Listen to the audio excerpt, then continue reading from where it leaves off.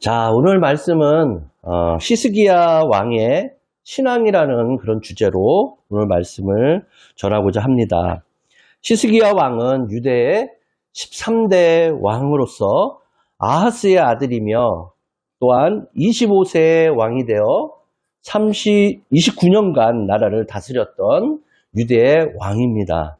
그의 신앙을 배우기 위해서는 먼저 우리가 히스기야를 바로 알아야 합니다.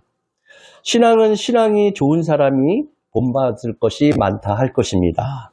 또한 아브라함을 본받고 요셉을 본받고 또한 모세도 다윗도 모두 위대한 신앙의 인물들입니다. 성경에 신앙이 좋은 인물들을 소개할 때는 그 인물의 신앙을 배우라는 것이고 또한 못된 인물을 소개할 때에는 그렇게 살지 말라라고 우리들에게 말씀하고 있는 것입니다. 바울은 친히 내가 예수를 본받은 것 같이 형제들아 너희는 함께 나를 본받으라라고 가르치고 있습니다.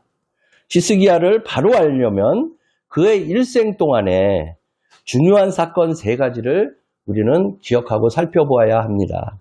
첫 번째 사건은 히스기야가 남유다의 왕으로 즉위한 지 6년 만인 31세에 북이스라엘인 아수르에 의해서 멸망한 것을, 북이스라엘이 아수르에 멸망한 것을 우리는 알 수 있습니다. 이 사건은 그 자체로서 굉장한 충격이었습니다.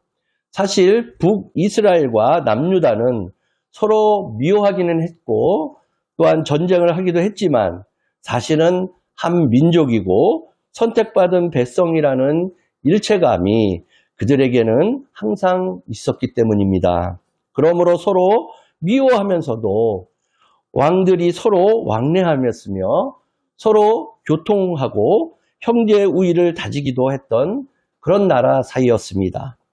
그런데 이방 민족인 아수르에 의해서 멸망당했던 것을 보고 남유다는 큰 충격에 빠질 수밖에 없게 되었습니다.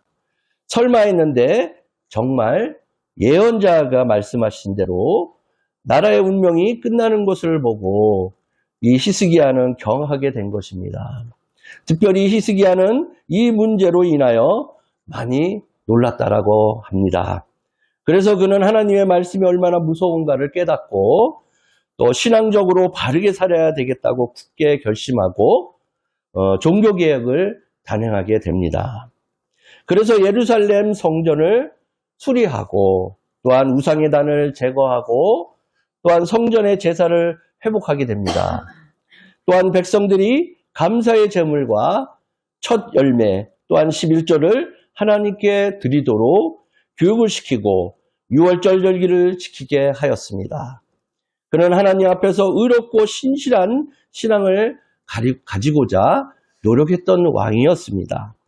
그 결과에 대해서 역대하 30장 26절로 27절에 이렇게 기록하고 있습니다. 예루살렘에 큰 기쁨이 있었으니 이스라엘 왕 다윗의 아들 솔로몬 때로부터 이러한 기쁨이 예루살렘에 없었더라. 그때 제사장들과 레위 사람들이 일어나서 백성을 위하여 축복하였으니 그 소리가 하늘에 들리고 그 기도가 여호와의 거룩한 처소 하늘에 이르렀더라 라고 말씀하고 있습니다.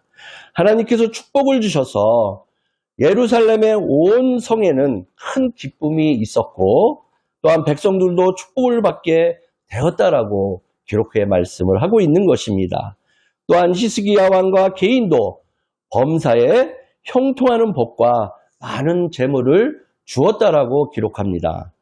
역대하 32장 27절로 30절의 말씀을 보면 히스기야가 부의 영광이 지극한지라 이에 은과 보석과 향품과 방패와 온갖 보배로운 그릇들을 위하여 창고를 세우며 곡식과 새 포도주와 기름의 산물을 위하여 창고를 세우며 온갖 짐승의 외양간을 세우며 양떼의 우리를 갖추며 양떼와 많은 소떼를 위하여 성읍들을 세웠으니 이는 하나님이 그에게 재산을 심히 많이 주셨으며 이 히스기야가 또 기온의 윗샘물을 막아 그 아래로부터 다윗성 서쪽으로 곧게 끌어들였으니 히스기야가 그의 모든 일에 형통하였더라라고도 기록하고 있습니다.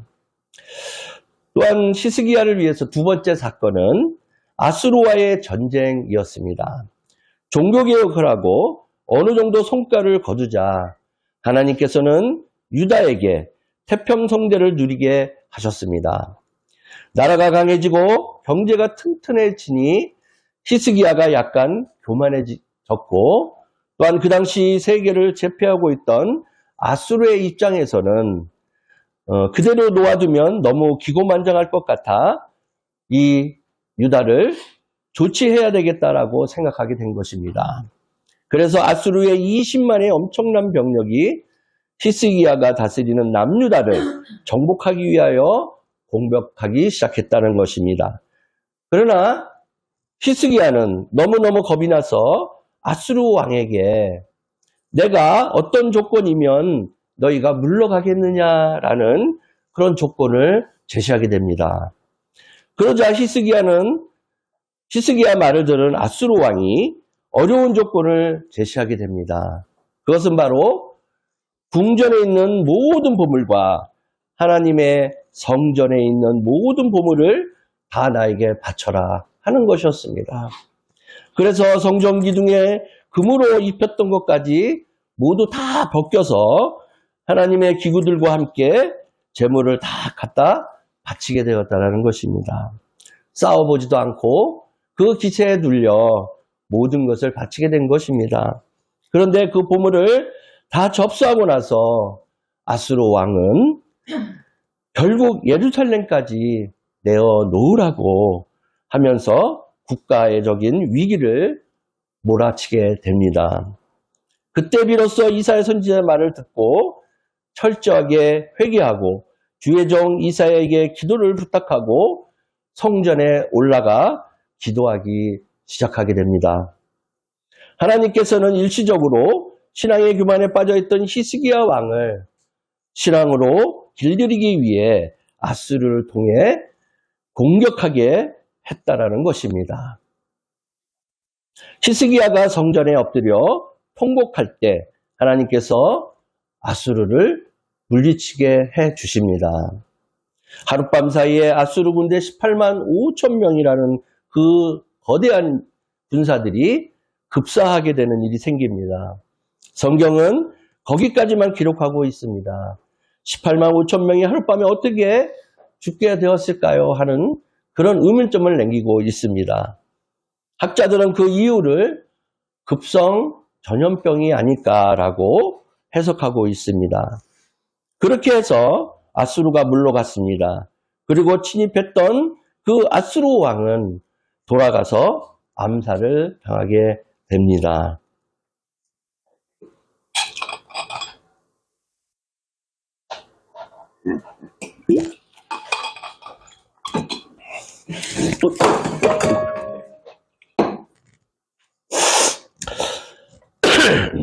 또 세 번째 사건은 오늘 본문의 히스기야가 병들어서 죽게 되었다라는 사건이 됩니다. 오늘 본문 1절에 보면 그때 히스기야가 병들어 죽게 되고요. 아모스의 아들 선지자 이사야가 그에게 나와서 그에게 이르되 여호와의 말씀이 너는 집을 정리하라 내가 죽고 살지 못하리라 하셨나이다 라고 말씀을 하고 있습니다. 여기에서 앞서 절에 그때에라는 말은 아수르 군대가 쳐들어왔을 때 히스기야가 성전에 올라가 하나님께 기도하여 아수르 군대 18만 5천 명을 하룻밤 사이에 죽게 한 바로 그때를 성경에서 말씀하고 있는 것입니다. 더 정확하게 말하면 히스기야 왕이 된 지 14년째 되는 해 그의 나이 39세가 되던 해를 말하고 있습니다. 지금으로 보았을 때 39세의 나이라면 한창 일할 나이였습니다. 그러한 히스기야가 병이 들었다라는 점입니다. 그것도 죽을 병에 걸렸습니다. 병들어 죽게 되었을 때 이사야 선지자가 찾아오게 됩니다. 그리고 그에게 이렇게 말합니다. 이것은 하나님의 말씀입니다. 당신은 곧 죽게 될 것이며 다시 회복되지 못할 것이다 라고 말씀을 전했습니다. 사람에 의해서도 아니고 의사의 어떤 진단에 의해서가 아니라 생명을 주관하시는 바로 여호와 하나님께서 직접 말씀을 전하라고 하셨다라는 점입니다. 1절 하반부에는 내가 죽고 살지 못하리라 라고 말씀을 기록합니다. 죽는다는 말만 들어도 가슴이 철렁 내려앉을 것인데 내가 죽고 살지 못하리라 라는 말을 들었으니 히스기야의 마음이 어떠했는지 여러분들 상상해 보시기 바랍니다. 이 충격적인 선언, 이 절망적인 선언, 이 말씀은 히스기야만을 향한 선언이 아닐 것입니다. 바로 이 시대를 살아가는 우리 모두가 다 들어야 될 그런 선언이라고 생각이 됩니다. 사랑하는 성진가족 여러분, 우리의 인생 중에서 가장 쓸쓸하고 외로운 시간이 있다면 그것이 언제라고 생각하고 계십니까? 그것은 종말의 시간, 죽음의 시간이지 않을까 생각해 봅니다. 그 시간은 엄숙하고 두렵고 떨리는 시간일 것입니다. 그리고 아주 심각한 시간일 것입니다. 정답게 살던 부부 사이를 갈라놓고 부모와 자식의 사이를, 형제와 형제의 사이를 모두 갈라놓는 것이 죽음이라는 것입니다. 거기에는 용서도 없고 정상 참작도 없을 것이고 인정사정도 없는 것입니다. 가정으로부터, 처자식으로부터, 이웃으로부터, 그리고 모든 사람들로부터 인정사정 없이 모두 갈라놓는 것이 죽음입니다. 그래서 사람들은 이 죽음에 대해서 생각조차 하기를 꺼려합니다. 왜냐하면 그것은 남의 이야기가 아니고 바로 나 자신에 대한 문제이기 때문입니다. 히스기야 왕은 역대 임금 중에서도 칭송을 받았던 그런 임금이었습니다.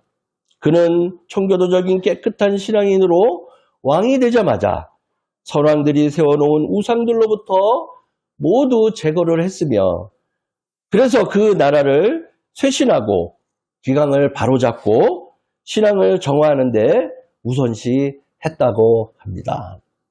그 결과 히스기야는 정치 군사적인 면에서 다윗의 버금가는 그런 역대왕으로 평가받고 있습니다. 그의 재임 때 비로소 백성들은 진정한 예배를 하나님께 드릴 수 있었습니다. 그래서 히스기야는 마침내 하나님으로부터 백성들로부터 칭송을 받았으며 나라를 든든하게 세워나가는 왕으로 나아가게 됩니다.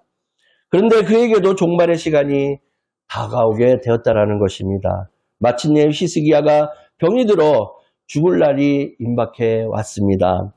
이사야서 38장 1절에는 이렇게 말씀합니다. 그때 히스기야가 병들어 죽게 되니 아모스의 아들 선지자 이사야가 나아가 그에게 이르되 여호와께서 이같이 말씀하기를 너는 내 집에 유언하라. 내가 죽고 살지 못하리라 하셨나이다 라고 이렇게 기록하고 있습니다.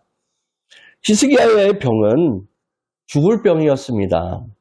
병도 고치면 나을 병이 있습니다. 일을 많이 해서 발생하는 몸살이라든지 저와 같이 이렇게 감기 몸살이라든지 불결해서 발생한 전염병은 고치면 낫게 되는 병입니다. 푹 쉬면서 약을 먹으면 곧 낫게 된다는 것입니다. 그리고 몸속에서 발생하는 병의 경우는 수술하면 웬만한 것은 나을 수도 있습니다. 그런데 병 중에서도 죽을 병이 있다는 것입니다. 이 병은 고칠 방법이 없다라고 말씀드리고자 합니다. 여기서 히스기야가 바로 이 죽을 병에 걸린 것입니다. 사람이 이쯤 되면 생각이 달라지고 정신이 들게 되어 있습니다. 그동안 막연했던 신앙들도 이쯤 되면 다급한 신앙으로 바뀌기 시작하게 됩니다. 형식적으로 교회를 다니던 사람들도 이쯤 되면 발걸음이 빨라지기 시작하고 그동안 평소 별소리를 하지 않고 우습게 굴던 사람들도 이쯤 되면 머리를 숙이게 됩니다. 그래서 하나님은 가끔 사람들을 이 같은 막다른 처지에 몰아놓기도 합니다. 그래야 자만하고 교만했던 마음을 거두어들이기 때문입니다.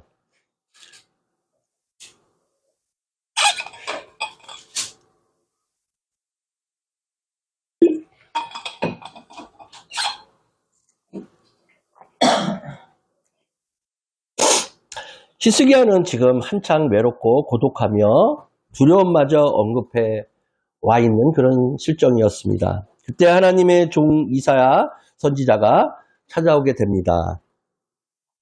히스기야는 한 가닥 희망을 가졌습니다. 하나님의 선지자가 자기를 찾아왔으니 혹시 살려주지 않을까라고 기대를 걸었던 것입니다. 그런데 이사야는 오늘 본문 1절에서 너는 집을 정리하라. 내가 죽고 살지 못하리라 라고는 말을 전하게 됩니다. 이 말은 가족들에게 유언을 남기고 왕위를 계승할 사람을 선택해야 되고 또한 재산도 이제는 정리하라는 그런 뜻이 될 것입니다. 이제 죽을 생각을 하라. 죽음이 지금 네 문턱 앞에 다가왔다라고 말을 하고 있는 것입니다. 많은 성도들이 착각하는 것이 있습니다. 그것은 예수님만 믿으면 모든 일이 만사 형통할 거야 라고 믿는 것입니다. 그러나 이 생각은 성경적으로 잘못된 해석이라고 할 것입니다. 왜냐하면 예수님을 잘 믿어도 우리는 고난을 당하기 때문이고 예수님을 믿는 사람도 환난과 실패와 질병과 여러 가지 고난을 만나게 되기 때문입니다. 마치 바다에 풍랑이 일어나는 것과 똑같다고 할 것입니다. 풍랑 없는 바다를 본 적이 있으십니까? 그래서 욥기서 5장 7절의 말씀을 보면 사람은 고생을 위하여 났으니 불꽃이 위로 날아가는 것 같으니라 라는 말을 합니다. 불꽃은 위로 올라가도록 되어 있습니다.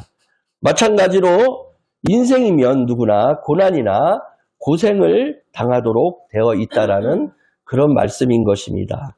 그러나 우리 믿는 사람들은 요한복음 16장 33절의 말씀을 기억해야 합니다. 그 말씀은 이러합니다. 이것을 너에게 이르는 것은 너희로 내 안에서 평안을 누리게 하려 함이라. 세상에서는 너희가 환난을 당하나 담대하라. 내가 세상을 이기었노라 라는 말입니다. 이 말씀이 무슨 뜻이겠습니까?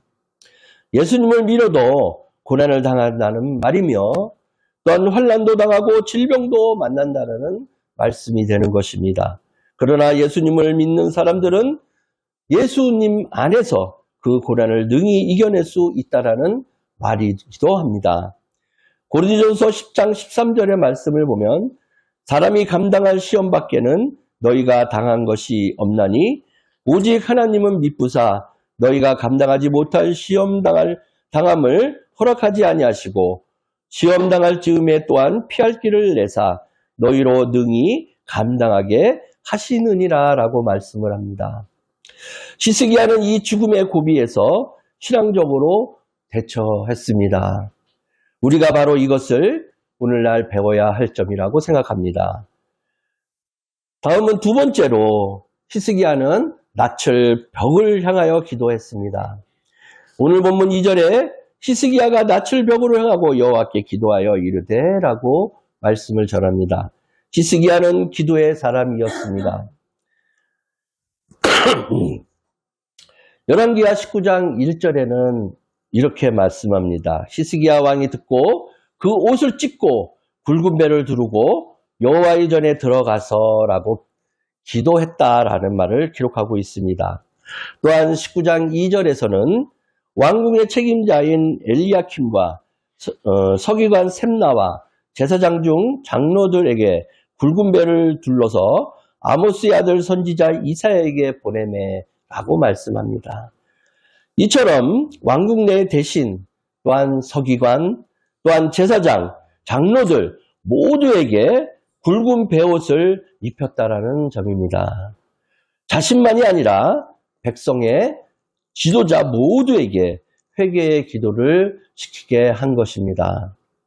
평소에 기도를 많이 했던 히스기야는 이번에도 기도를 합니다. 기도는 훈련인 것입니다. 기도는 습관적인 것입니다. 우리 예수님도 습관을 쫓아 감람산에 가서 기도하셨습니다.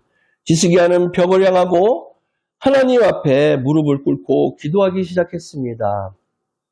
벽으로 향하고라는 말은 사람과의 관계를 완전히 단절해버리고 오직 하나님만 향하여 기도했다라는 뜻이 될 것입니다.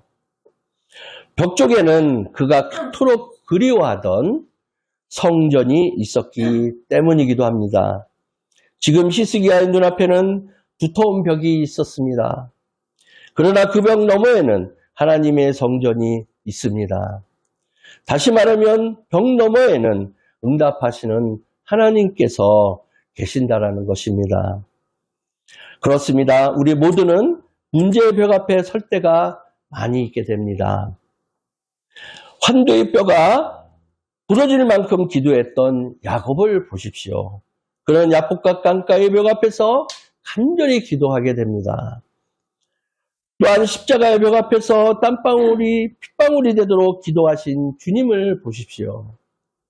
그리고는 그 십자가의 쓰디쓴 잔을 마실 수 있는 주님이 되었습니다. 이 잔이 없었더라면 부활의 태양이 우리 이 세상을 밝혀보지 못했을 것입니다. 또한 히스기야를 보십시오. 지금 죽음이 눈앞에 와 있습니다. 그는 죽음의 벽을 향하여 간절히 기도했습니다. 오직 하나님만 바라보는 기도를 했다라는 것입니다. 왕이 벽에다 얼굴을 대고는 신하들이 보는 앞에서 통곡을 했다라고 합니다.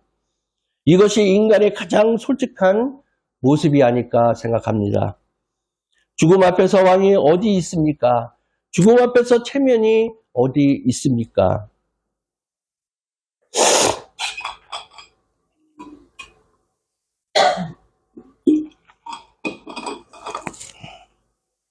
죄송합니다. 체면은 배가 부를 때 세우는 것이고 여유가 있을 때 세우는 것이라고 할 것입니다. 사람들이 배가 부를 때 하나님이 어떻고 또한 교회가 어떻고 시간이 없다 있다 하고 말할 수 있는 것이라는 것이 우리는 그 상황이 다급해 보일 때일 것입니다. 체면이 어디 있고 바쁘다는 소리가 나오겠습니까? 그래서 우리는 평소에 신앙 점검을 잘하고 살아야만 합니다. 그래야 어느 때고 하나님의 크나큰 은총을 입을 수 있기 때문입니다. 예레미야서 29장 11절로 13절에서는 여호와의 말씀이니라 너희를 향한 나의 생각을 내가 아나니 평안이요 재앙이 아니니라 너희에게 미래와 희망을 주는 것이니라 너희가 내게 부르짖으며 내게 와서 기도하면 내가 너희들의 기도를 들을 것이요 너희가 온 마음으로 나를 구하면 나를 찾을 것이요 나를 만나리라 라고 말씀을 합니다. 그렇다면 히스기야는 어떤 기도를 했을까 하는 것도 우리가 생각해 봐야 합니다. 기도의 내용이 3절에 나옵니다. 여호와여 구하오니 내가 진실과 전심으로 주 앞에서 행하며 주께서 보시기에 선하게 행한 것을 기억하옵소서 하고 히스기야가 심히 통곡하더라 라고 말씀을 기록합니다. 바로 기도의 대상을 바로 알고 우리는 기도를 해야 된다는 것입니다. 여호와여 구하오니라고 말을 합니다. 그렇습니다. 오직 기도의 대상은 우상이나 해와 달과 별과 같은 것이 아닙니다. 사람들은 툭하면 무당을 찾아가 빌고는 합니다. 그러나 진정한 기도의 대상은 약속을 주시고 그 약속을 지금도 신실하게 이루어 주시는 만군의 여호와 하나님께 기도해야 응답을 받을 수 있다는 것입니다. 예레미야서 33장 3절의 말씀은 너는 내게 부르짖으라 내가 내게 응답하겠고 내가 알지 못하는 크고 은밀한 일을 내게 보이리라 라고 말씀을 하셨습니다. 그 다음 내가 진실과 전심으로라는 그런 말을 전하며 기도를 했습니다. 시편 131편 1절에서는 여호와여 내가 주를 불렀사오니 속히 내게 오시옵소서.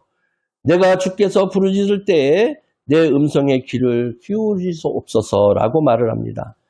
내 문제는 내가 잘 알고 내 사정, 내 형편도 내가 제일 잘 안다라고 할 것입니다. 감사도 찬양도 바로 내가 해야 한다는 것입니다.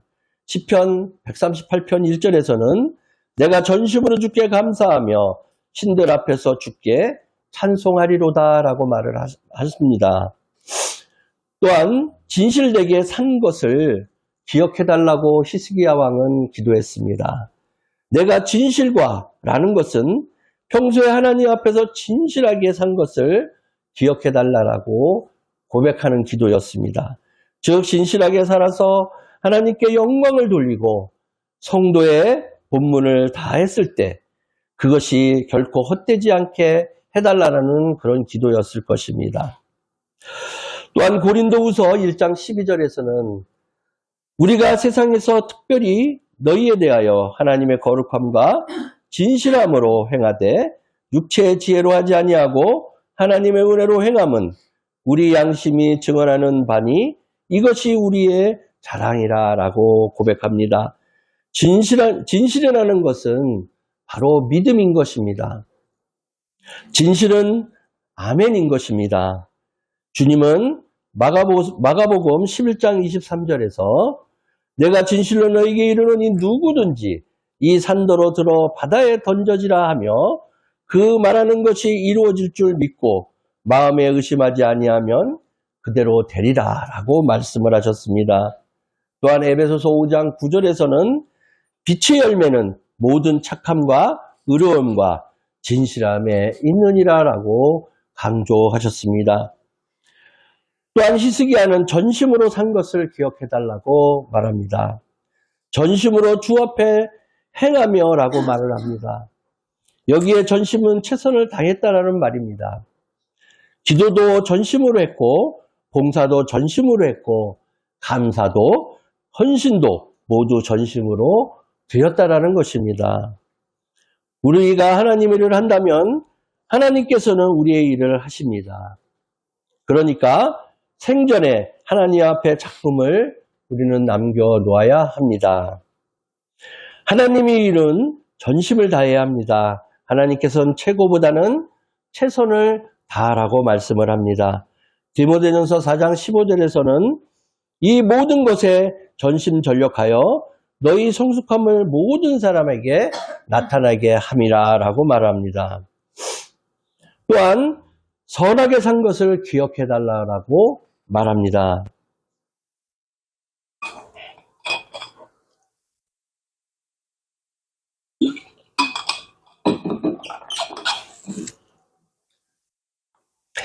하나님의 뜻대로 살았다라는 신앙의 행위를 히스기야는 말하고 있습니다. 종교개혁을 하고 말씀을 일으키고 우상을 파괴하고 바른 예배생활 또한 온전한 11조 6월절 절기 예배를 회복시켰던 히스기야 왕이었습니다. 성경에서 말하는 선은 하나님이 보시기에 옳다라고 인정하는 것을 말합니다. 여러분 우리가 기도할 때도 좋은 일 한 사람은 하나님 앞에서 하나님 나 그래도 하나님 앞에 충성했습니다 라고 고백하고 기도합니다. 또한 봉사했다라고 고백합니다. 헌신했다라고 고백합니다. 물질을 드렸다라고 당당하게 기도하며 말을 합니다. 그러나 평소에 하나님 앞에 선을 행한 게 없는 사람은 기도할 줄을 모릅니다. 기도도 할 체면이 있어야 할 것 아니겠습니까? 잘한 게 있어야 할 것이 아니겠습니까? 그저 생각나는 건 죄밖에 없다고 죄만 사해달라고 기도를 합니다.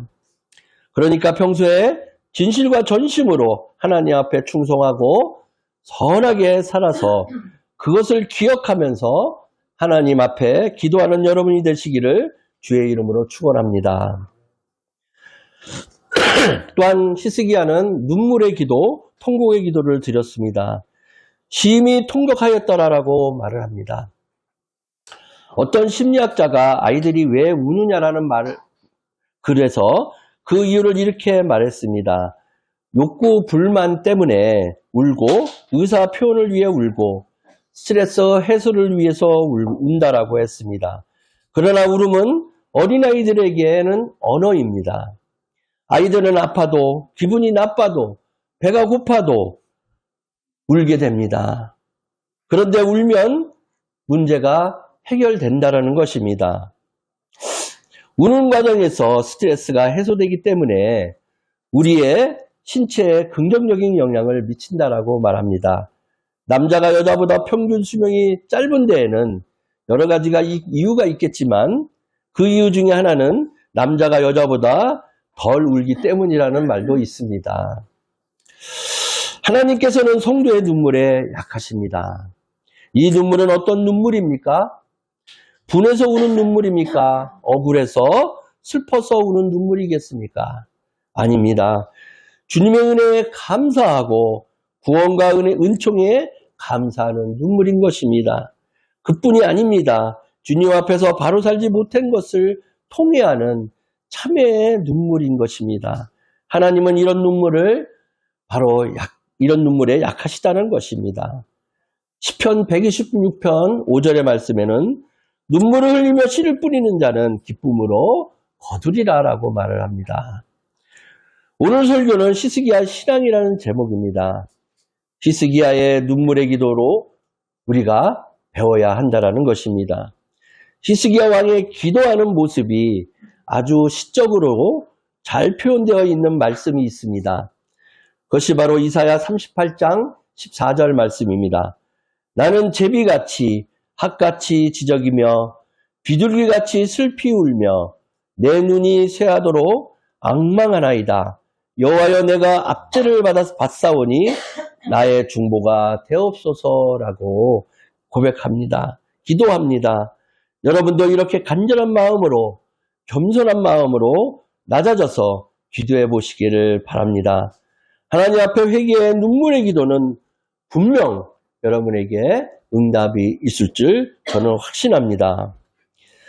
히스기야 왕의 기도의 응답에 대해서 우리 또한 살펴보아야 할 것입니다.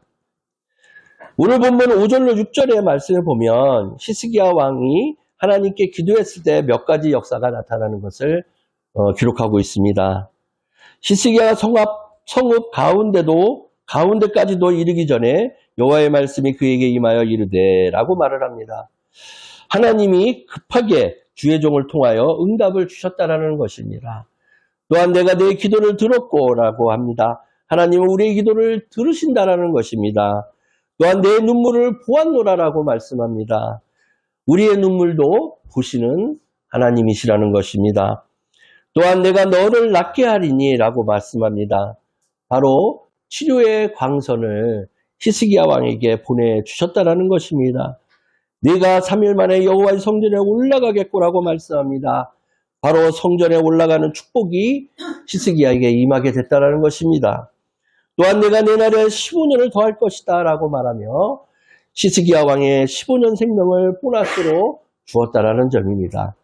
또한 내가 너와 이 성을 아수르 왕의 손에서 구원하고 이 성을 보호하리라고 말씀을 하셨습니다. 나라도 견고하게 완전하게 지켜주시겠다라고 하나님이 말씀하시는 것입니다. 아수르는 전쟁에서 패한 후 다시 쳐들어오려고 호시탐탐 기회를 엿보고 있었으나 하나님께서는 예루살렘을 보호해 주시겠다라고 약속하셨다라는 것입니다. 하나님께서 지켜주셔야지만이 안전한 것입니다.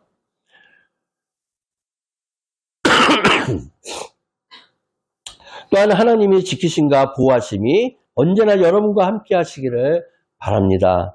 내 인생 나 혼자 살아가겠다고 뛰어다니지 마시고 마귀의 시험에 빠져 죄악에 물들지 마시고 임마누엘 하나님과 함께 하시기를 바랍니다. 마지막으로 치료의 방법도 오늘 본문 7절에 자세히 설명하고 있습니다. 이사야가 이르되 무화과 반죽을 가져오라 하매 우리가 가져다가 그 상처에 놓으니 나으니라 라고 기록합니다. 이것은 무엇을 말씀합니까?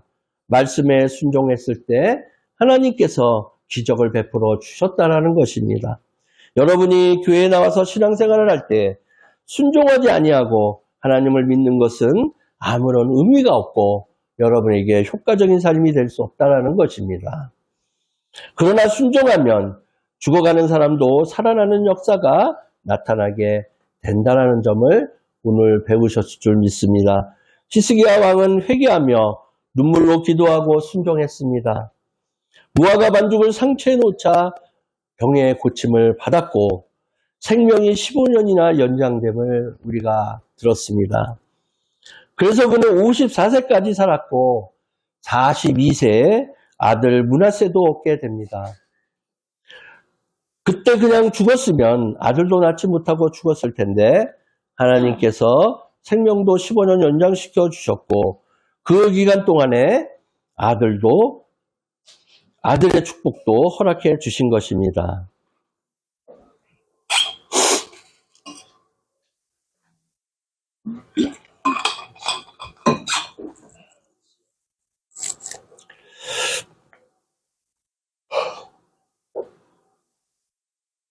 하나님께서는 우리를 용서하시는 하나님이십니다. 치료하시는 하나님이십니다. 또한 축복의 하나님이십니다. 우리가 믿는 하나님께서는 이런 멋진 하나님이시라는 것을 항상 마음속에 새기시기를 바랍니다. 우리 모두 히스기야 왕의 신앙을 배워서 하나님의 축복을 받는 그런 삶이 되시기를 축원합니다. 그리하면 언제나 영원토록 동일하신 하나님의 능력이 역사하여 주신다는 것을 저는 확신하기 때문입니다.